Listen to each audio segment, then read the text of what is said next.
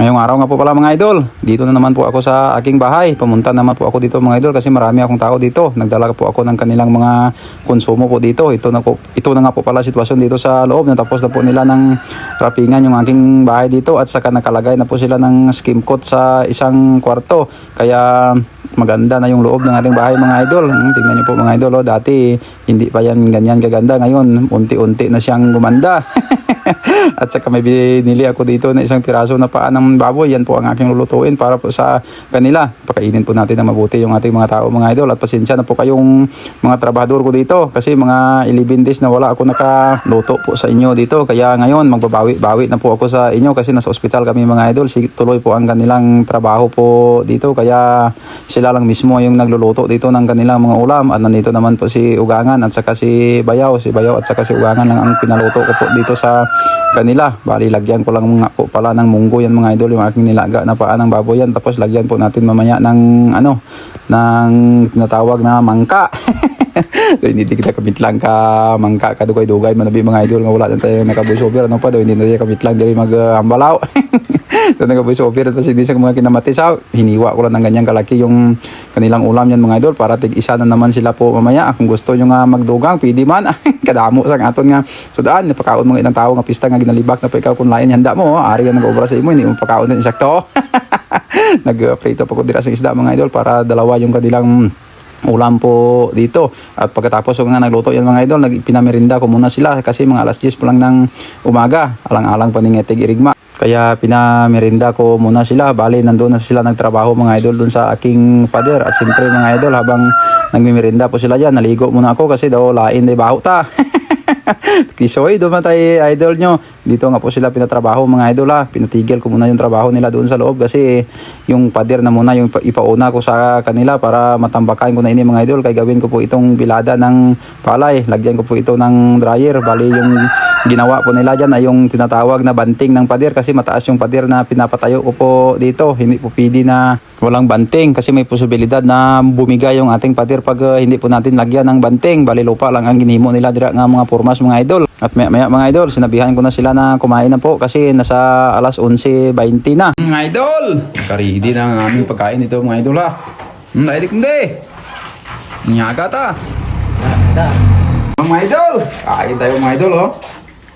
Di mo rin ha para pasahin ka lang. Turong biyaw nga. Pakal mo, pakal. Ay, Pambilo ko, kung sumay ka pa ba? panat. Ano lang ng dako ah. Swabe yung ulam mga idol oh. Yeah. Yeah, sedang. May prito mga tilapia. Hindi na makan. Trabaho na.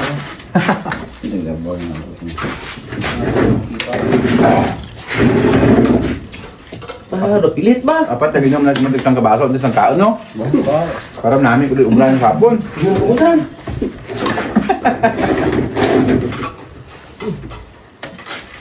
Idol pista. Do pista no.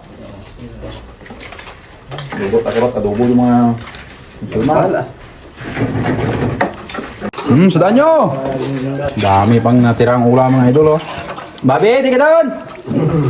At may nga tigana o kadi mong langkoy di mo. Tapos lang kumain mga idol. Pagpulutan na naman ni mamayang hapon. At pagkatapos nilang kumain yan mga idol, nagpahinga lang muna sila. Pagkapatak ng alauna 10 ang hapon ay bumalik na sila sa kanilang trabaho. Di baling sumubra lang yung ulam mga idol, wag lang kumulang. Ganyan talaga ako magpakain sa aking mga tao po dito kasi yung sobra mamaya ipangpulutan naman po nila. Kayo mga idol, ganyan ba kayo mga idol magpakain sa inyong mga tao? Napakaon mga ilang pista nga. White obra, tapos sagid nga babi ka. May salarin dito mga idol oh. Nilagyan nyo ng katumbal yung kanilang baso. Linagpag na karon nga wala sa baw mo. Ay aba, grabe nga mga grupo bla. Hinalitay gidi mo te karon nga mag-inom ko sang baso ano pa na hay. Kita nyo man, ara ay salarin nga nagbutang sang katumbal sa inyong baso. Ay nako, babi ka. At ito na nga po pala mga idol, nagbuhos na po sila ng kanilang beam po dito. Tingnan niyo po mga idol yung kanilang diskarte dito sa paggawa ng beam. Yan ang importante dito mga idol, yung kanilang banting kasi may posibilidad na bumigay dyan pag hindi natin po lagyan ng banting. At pagkahapon mga idol, pagpatak ng mga alas 3, dito naman po tayo. Nagluto ako dito ng kanilang pang merienda. Mga 2 PM yan mga idol. Kaya lutuan na naman natin sila ng pansit habang nagtatrabaho po sila doon. Kasi mahirap magiging isang kontraksyon mga idol. Nagtrabaho po sila para sa kanilang pamilya. Naagyan gugid mga idol nag-uubra sa konstruksyon. Sa galang katangke katao yaway ko nagyan. Panggarab, tanan, libot isda. Damo akong nagyan mga idol bago tayo hantong sa ganito. Sipag at saga lang po tayo. Nandito po ang pira sa social media. Kaya sa mga gusto mag-vlog-vlog yan, huwag kayong dumigil sa pag-vlog-vlog. Baka kayo naman ang mga kapaldo sa ulihi. Ganyan talaga ang buhay dito mga idol sa kalibutan. Di mo mundarad ang kwarta mo kung patay ka. Samtang may kwarta ka, kung may nag-obra sa imo, pakana. Tago-tago tayo mong kwarta nga. Kanon nandiyan ka, balabaw kung idakpan ka balabaw, abi nyo. Shout out yan sa mga maraming pira. Kung mag-obra, tao ka ninyo, pagkanaan yung insakto. Pagkaon yung gaya ng pista, ng libakan na pahanda nyo. Ano mo tayong litson dom na nga malasayom tatom, na estopado na, na yung maslum na.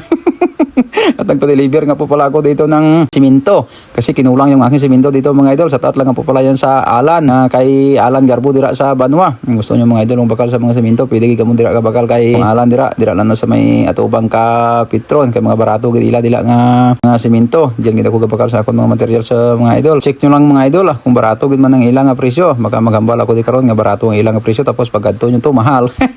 At ito na nga po pala yung sitwasyon dito mga idol. Yung ibang poste na busa na nga po nila. Yung iba hindi pa, kaya tinawag ko na muna sila para magmerinda. Mau mo day, mau. Kape mo, Soy? Bakal na, bakal. Ha? Tira. Ano mo? Merinda na naman mga idol, merinda. Naghahakot ka ba? Ano dyan, lublak, agdaw mo day, mau mo day. Merindahin natin yung mga tagahakot ng lublak at mga tawa natin. Dahil ka mo. Banos na di ka doon. Bad, mahanay ka mo ni Bad. Dahil mo rin. Ay. Bakal na, bakal. Ya, kung tanduay nyo, pwede man. Ay, ito. Walang pong pinggan na, damo pinggan.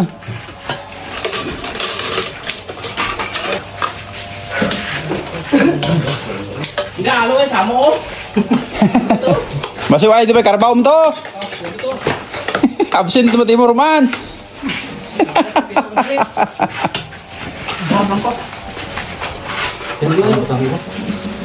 Stress na lang, pamula na mabahala mag-ball kayo ng stress yan.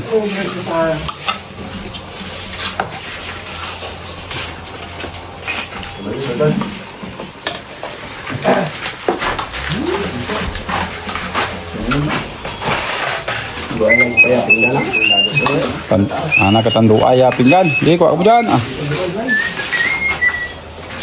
Pikan.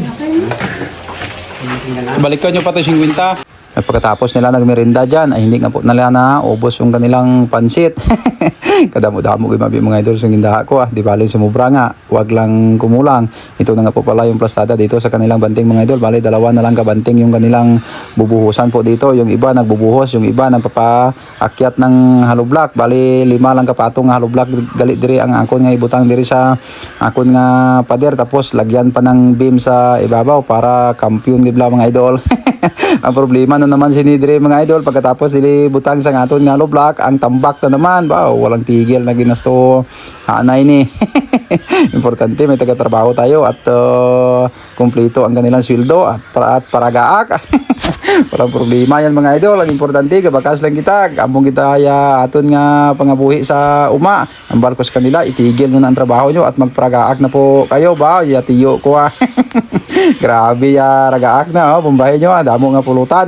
Wala problema ya pulutan diri mga idol. Basta may paragaak lang amo gid gusto sang akon nga tiyo. Imo na ya. Pumbaye kay idom yan, may bahal pa nga sila mga idol na gabang sa lungli kahapon, hindi nga po nila naubos. Sabi ko sa kanila, banos to dan. Hanggang dito na lang po mga idol yung aking video. Buka mo. Ya, awak pa yan sabit.